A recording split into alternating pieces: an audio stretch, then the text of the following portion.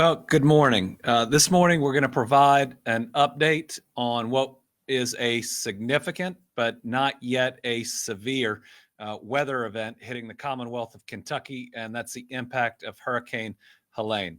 As of this moment, we have about 22,000 homes without power in Kentucky. We have no significant flooding at the moment and no major road closures, though we do expect that to change. We are at the very beginning. We expect the impacts to get more significant as we move through the day. Because of that, we are going to send state employees home at 10:30 this morning. And so if you want to think about how serious we are viewing this impact, we do not believe a state of emergency is needed at this point yet. We believe the conditions out there on the roads and for travel are going to get significant enough, especially about noon today, that we want our folks to get home and to be safe. I'm going to walk through a couple of weather slides, and then we're going to turn it over to emergency management, followed by transportation, and then we will take a couple of questions. So let's start with the first one. We're going to try to start with the first one.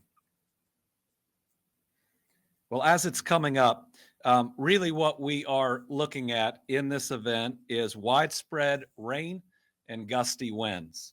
The widespread rain is 3 to 5 inches possible all the way through Sunday night. I believe the vast majority of the rain we're going to see today, maybe 70%. But as you're looking at the various models and what it could mean, this end of this system could stop pretty much right above central Kentucky and dump rain on us all the way through the end of Sunday. Now, we are pretty dry right now, which means we can take a lot of this rain, but this is a whole lot of rain. And so our biggest concerns are flash flooding in certain areas. We've certainly seen that as Hurricane Helene has moved up through the United States. And it's really important that when that happens, that you do not drive through that water. Remember, always turn around. So this is the first slide. It gives you an idea of what we are looking at and the fact that all of Kentucky is under at least a 15% chance of flooding from the rain that's coming. The rain's going to be really heavy at times, especially moving through the afternoon. Add to that wind gusts of 40 to 55 miles an hour, really starting about noontime for much of Kentucky, and we'll get to that. So just think about the fact that heavy rain and gusts that could potentially reach 60 miles an hour can be very treacherous on the roadways. That is enough to move most cars. That's enough to move some tractor trailers. So one of the reasons that we're sending state employees home a little bit early today is not wanting them to be on the roads during that period of time. If you do choose to do that, be careful. No texting, no phone calls. If you're out in the middle of this, we need your 100% attention while you're driving for your safety and for the safety of those around you. Minor flooding is possible today, and we also believe that we could lose some trees, which could definitely impact power across the Commonwealth. So certainly a chance for some minor flooding, a chance that we lose power, a chance that we have trees fall over roadways and create treacherous conditions. Our main concern right now is the condition for travel on the roads during, especially later today. If we look here is the map of where we have those power outages. Laurel County right now being one of the most significant, Hardin County as well. We expect this will go up and down throughout the day. When crews can get out there, certainly we'll see it go down, though remember, sometimes they have to turn off the power to neighborhoods to get something fixed, to get it back on for more folks. Let's move to time of arrival. If we can move to, this gives you an idea of when the biggest amount of winds is going to come through Kentucky. Again, we're really seeing noon as the time that we think folks should be the most concerned. How heavy these winds are is going to depend if we get any sun or not between really this first band that's come through and the next one that's coming. It doesn't have to be a lot of sun. If it clears even a little, then we're looking at those gusts of 60 miles an hour. If it doesn't, then hopefully those winds will be less and there will be less danger that's out there. Now, normally when we talk about if the sun comes out, we're talking about tornadoes. There is a low chance of that in this event. That is not our major concern. Our major concern is how big these wind gusts can get for folks that are either outside or traveling. And so now is the time.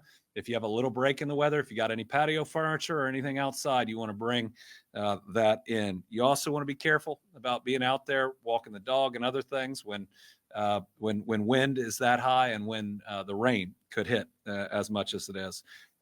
Again, look at this slide talking about 45 to 50 mile an hour winds. If those are regular winds, that's dangerous in and of itself. That gust to 60 makes it even more dangerous. The strength, again, depends on what we're going to see here over the next couple of hours.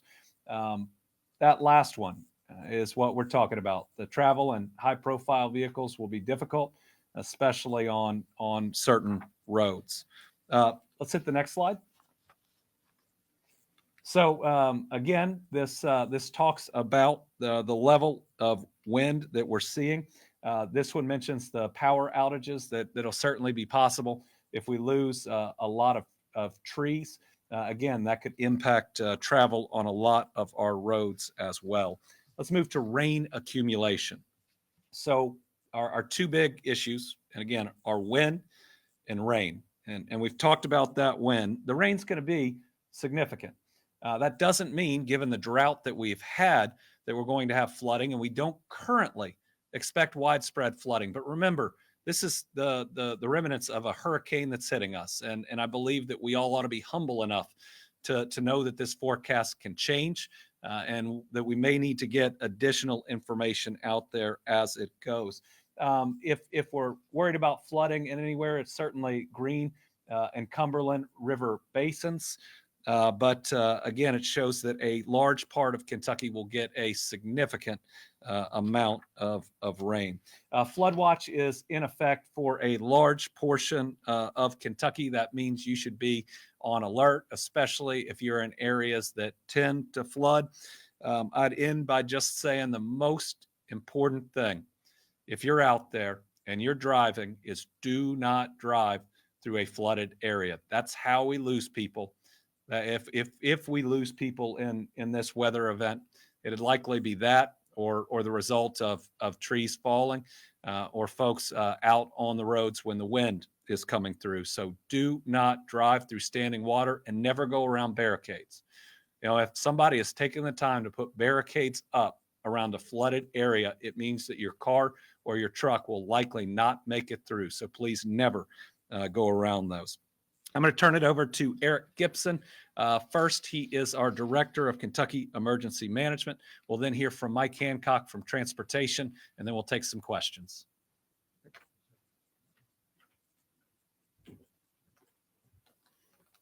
Good morning, and thank you, Governor, for the introduction and the information that you've shared with the viewers today. As we, discuss this event, that it's an incoming storm, and we're starting to see the effects of this hurricane. It's good to know that we have made these preparations in advance of this storm. We knew this storm was coming. We're continuing to get updates regularly on every 2 hours. The National Weather Service is providing us the most current information that we can to be prepared to respond to whatever threat comes to us. And as you hear, this information is getting updated regularly. The power outages have surged just in the past hour from what they were just a little bit earlier today. Like the governor mentioned, over 20,000 outages already. That number will continue to increase. The saturated ground, bringing the trees down over the lines, we've got some real risks to be concerned about. The Emergency Operations Center is operational. It's staffed and will be staffed throughout the event, just like we should be. Our staff are already there. They're monitoring. They're working with the Weather Service. We're working with our local partners. Many of our local fire and rescue departments have been contacted today, yesterday, as we build these rosters for the teams, we're ready to deploy if needed anywhere across the state. We have members that are ready to come to your aid. We also worked with our state police friends and our National Guard friends to have our air assets available if that becomes a necessity to get people to safety. So we're preparing our assets. We make sure that we're ready to respond to whatever the threat may be, and we continue to be staged and prepared to help that local agency, whatever the local event is, we're there to assist them. We have our state partners already invited into the Emergency Operations Center with the Energy Cabinet, the Transportation Cabinet. We're working with our state partners to be that agency that you expect us to be to coordinate that response. Our level of preparedness right now is just being ready to respond. We're not actually in the act of sending anybody out to anything. We're waiting for that call to come in.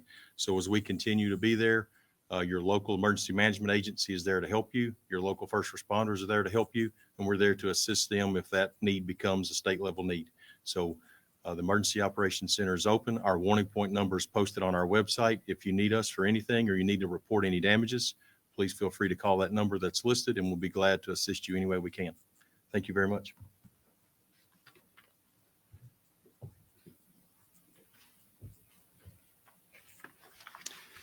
Thank you, Governor. Thank you, Eric. This morning, Team Kentucky is proud to have some of the best public servants around who are ready to spring into action to keep everyone safe.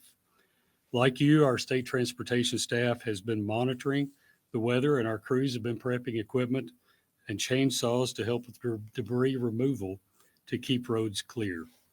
They're on standby to see how the weather unfolds and will respond as necessary to keep traffic moving on state routes for emergency responders and for travelers. With high winds, the threat of downed trees and power lines, as well as flying debris, is high. These can all pose roadway safety hazards. If you can avoid travel when winds are high and rainfall is heavy, please do. This will give the crews and first responders the time and space needed to protect the public. I want to just quickly reiterate something the governor said a minute ago, especially if you're out on the roadways. Be respectful of the large trucks and other vehicles that are out there with you. The wind can blow them around and create situations. So just make sure that you are keenly watching the environment around you as this unfolds today. If you must travel today, please remember, never drive through high water, as only a few inches of water can float a car. Turn around and don't drown. Take it slow. Avoid hard braking. Hydroplaning most often occurs when a vehicle is driving too fast in wet conditions. Keep your headlights, keep both hands on the wheel, and keep a safe distance from vehicles around you. Never touch down utility lines or try to move trees tangled in those lines. If you encounter a dark traffic signal, treat the intersection like a four-way stop. Secure your load. Make sure any items you're transporting have been securely tied or covered. And be mindful of debris remaining alongside roads. Crews often move debris to the right-of-way to make a clear path, and will return shortly to clean all of that up. Urge everyone to stay weather alert by monitoring weather forecasts today. And finally, check traffic on a navigational app like Waze or on the KYTC website at gokentucky.ky.gov. Now I'll turn it back over to the governor.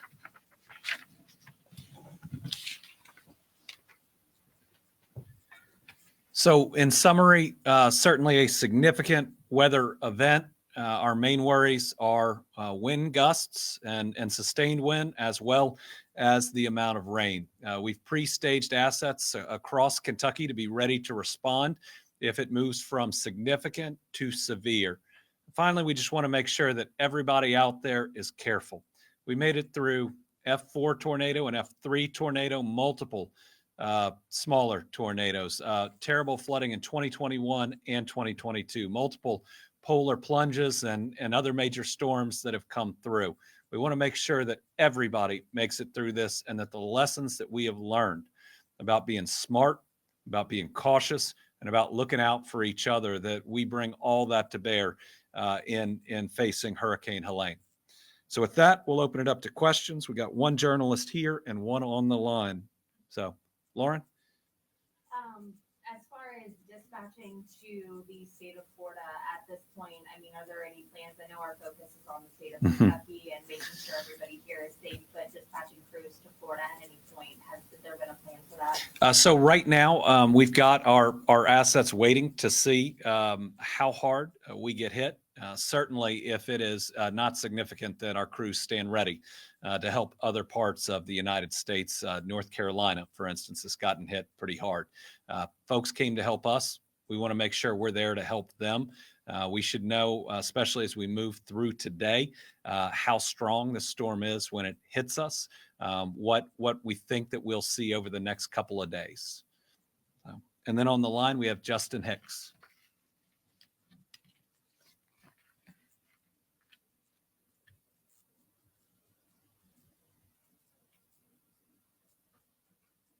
Okay, we'll get Justin's question answered offline. Thank you all. Everybody be careful out there. Remember, this is going to extend probably through Sunday. Be safe. Take care of those around you. Let's make sure everybody gets through this one. Thank you.